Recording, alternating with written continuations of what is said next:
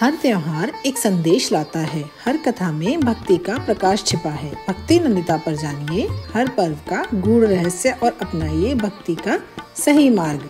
राधे राधे सौभाग्यशाली श्रोतागणों, आज हम एक ऐसे व्रत की कथा लेकर आए हैं जो सभी आशाओं को पूर्ण करने वाला व्रत है, आशा भगवती व्रत। यह व्रत स्त्रियों के सौभाग्य में वृद्धि करता है और स्त्रियों की हर मनोकामना, हर आशा को पूर्ण करता है। तो सौभाग्यशाली श्रोतागणों और मेरी प्यारी सखियों, चलिए इस व्रत की विधि और उद्यापन की विधि के बारे में जान लेते हैं और यह भी जान लेते हैं कि यह व्रत कब स्टार्ट किया जाता है और कब संपूर्ण होता है।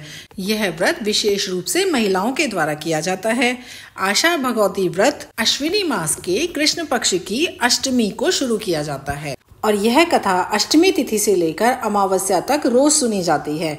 इसके बाद 9वें दिन इसका उद्यापन किया जाता है। इस व्रत को स्वयं माँ पार्वती ने धारण किया था।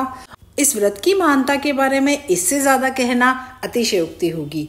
इस व्रत को लगातार 8 वर्षों तक करने के बाद 9वें वर्ष में उद्यापन भी किया जाता है।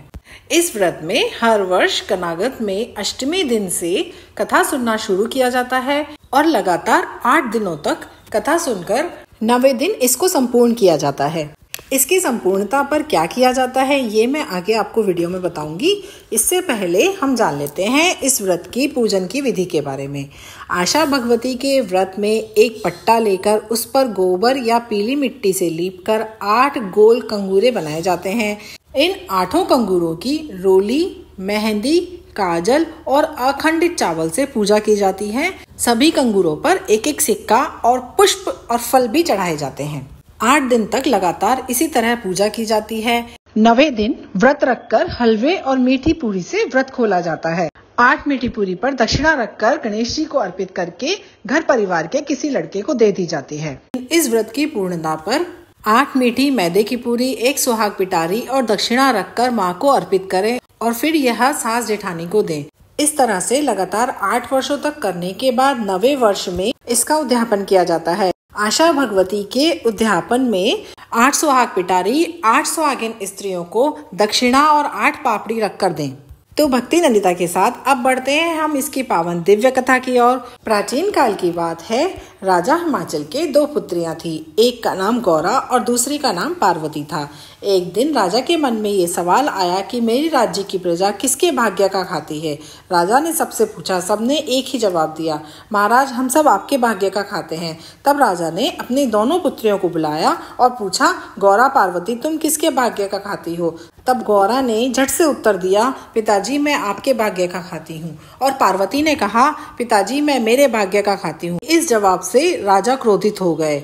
तब उन्होंने ब्राह्मणों को बुलाकर कहा कि गौरा के लिए राजा वर ढूंढो और पार्वती के लिए भिखारी वर ढूंढो। तब ब्राह्मण ने गौरा के लिए ईश्वर जी को नारियल दे दिया और पार्वती जी के लिए शिव जी को, जो कि बूढ़े ब्राह्मण का वेश धर के बैठे थे, नारियल दे दिया। जब विवाह की शुभ घड़ी आई और गौरा की बारात आई तो खूब खातिरदारी की गई और धूमधाम से उनका विवाह किया गया और उसे बहुत सारा धन देकर विदा किया। लेकिन जब पार्वती की बारात आई तो उसकी बारात का ठीक से स्वागत भी नहीं किया गया और सिर्फ कन्यादान देकर विदा कर दिया गया। जब शिव जी पार्वती जी को लेकर नंदी पर सवार होकर कैलाश पर्वत पर जाने लगे तो रास्ते में उन्हें कुछ लोग दिखाई दिए। वे कहने लगे, देखो कैसे निर्दयी स्त्री पुरुष हैं, बूढ़ा बैल और दोनों बैठ गए हैं। यह सुनकर शिव जी उतर गए और पार्वती जी बैठी नहीं। थोड़ी दूर चलने पर दूसरे लोग मिले। वो कहने लगे कि देखो पति पैदल चल रहा है, पत्नी बैठकर चल रही है। यह सुनकर पार्वती माता नंदी बैल पर से उतर गईं और शिव जी बैठ गए। थोड़ी दूर चलने पर कुछ अन्य स्त्री पुरुष मिले। वे कहने लगे कि पति तो बैठकर जा रहा है, पत्नी बेचारी पैदल चल रही है। यह सुनकर शिव जी पुनः नीचे उतर गए। अब दोनों पैदल चलने लगे और नंदी खाली चलने लगा। यह देखकर फिर कुछ स्त्री पुरुष मिले। वो कहने लगे कि देखो दोनों स्त्री पुरुष पैदल चल रहे हैं और नंदी खाली जा रहा है। तब शिव जी ने लोगों की बातों को ध्यान न देकर आगे चलना प्रारंभ किया।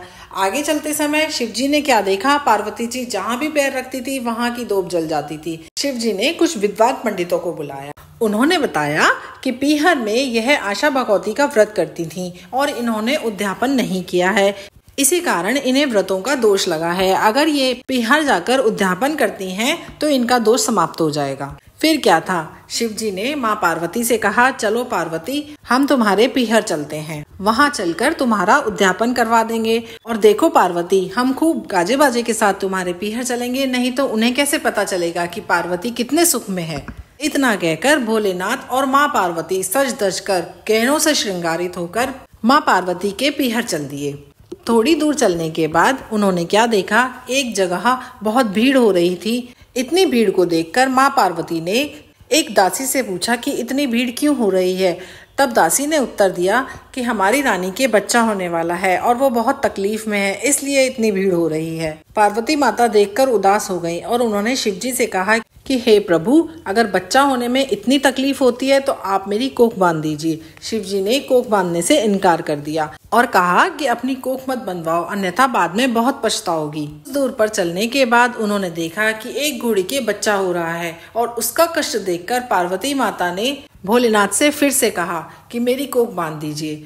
तब भोलेनाथ ने फिर उन्हें बहुत समझाया कि पार्वती कोख मत बंधवाओ वरना बहुत पछताओगी। लेकिन माँ पार्वती हट पे अड़ गईं और वे कहने लगी कि अब मैं यहाँ से तभी चलूंगी जब आप मेरी कोख बांध देंगे। पार्वती की हट के आगे शिव जी हार गए और उन्होंने पार्वती माता की कोख बांध दी। उधर गौरा अपनी ससुराल में बहुत दुखी थी। इधर शिव पार्वती गहने कपड़े पहनकर सज धज कर गाजे बाजे के साथ जब पार्वती माता के पीहर पहुंचे तो पहले तो उन्हें किसी ने भी नहीं पहचाना और बाद में उन्हें देखकर बहुत खुश हुए। उसके बाद उनकी बहुत खातिरदारी की। तब पिताजी ने फिर से पार्वती माता से पूछा कि तुम किसके भाग का खाती हो। तब पार्वती जी ने फिर से कहा, पिताजी मैं अपने भाग का खाती हूँ और इसीलिए इतना राजपाट करती हूँ। तो सौभाग्यशाली श्रोतागणों और मेरी प्यारी सखियों, इस व्रत की कथा को बिना स्किप किए अंत तक जरूर देखिएगा। अगर ये कथा आपको पसंद आती है तो इसे लाइक कीजिए, ज्यादा से ज्यादा शेयर कीजिए और हमारे चैनल भक्ति नंदिता को सब्सक्राइब जरूर कीजिए। माँ आशा भगवती सबके सुहाग सौभाग्य की रक्षा करें। इसी शुभकामना के साथ हम कथा में आगे बढ़ते हैं। उधर पार्वती माता की भाभीियों ने आशा भगवती का उज्जवन कर दिया था। अब माँ पार्वती कहने लगी, मेरे उज्जवन की कोई तैयारी नहीं है, नहीं तो मैं भी उज्जवन कर देती। तब भाभियां देखकर जल उठी और कहने लगी कि तुम्हारे पास किस चीज की कमी, तुम जैसे ही शिव जी से कहोगी एक पल में तुम्हारी सारी तैयारी हो जाएगी। भाभियों की ऐसी बात सुनकर पार्वती माता ने दासी को बुलाया और कुएं की पाल पर शिवजी बैठे हुए थे उनके पास भेजा। शिवजी से कहलवाया, माँ पार्वती को उद्यापन करना है सो तैयारी करनी है। शिवजी ने तैयारी के लिए 1.25 करोड़ की अंगूठी दासी को दे दी और कहा, इससे तैयारी कर लेना। पार्वती माता ने उस अंगूठी से झटपट तैयारी कर ली। पार्वती माता की तैयारी देखकर भाभियों ने कहा, हम तो महीनों से तैयारी कर रहे थे तब भी इतनी तैयारी नहीं हो पाई और इन्होंने इतनी जल्दी सारी तैयारी कर ली। पार्वती जी ने खूब ठाट बाट से उज्जवन किया। फिर शिव जी ने पार्वती जी से वापस लौटने की इच्छा व्यक्त की। यह सुनकर ससुर जी ने जमाई को भोजन पे बुलाया। शिव जी तैयार होकर खूब गहने कपड़े पहनकर छोटा सा रूप धारण करके जीमने के लिए गए। शिव जी को देखकर सब लोग बोले कि भिखारी देखकर दिया था, लेकिन यह तो अपने भाग से ही राज कर रही हैं। उधर राजा ने शिव जी के लिए बहुत सारे पकवान बनवाए, बहुत बढ़िया रसोई बनवाई और जब शिव जी जीमने बैठे तो सारी रसोई के पकवान खत्म हो गए। माँ पार्वती के लिए कुछ भी नहीं बचा। तब एक बर्तन में थोड़ा सा साग बचा था, उसी साग का पिंडा बनाया और खा लिया। इसके बाद पानी पीकर भोलेनाथ के साथ चल दी। रास्ते में बहुत धूप थी, वो एक बगीचे में जाकर बैठ गए। वहाँ पर बगीचे की जली हुई 2 पार्वती माता के कदम रखने से हरी भरी हो गई। इसके बाद शिवजी ने माँ पार्वती से पूछा कि आपने क्या खाया। तब माँ पार्वती ने उत्तर दिया कि जो आपने खाया वही मैंने खाया।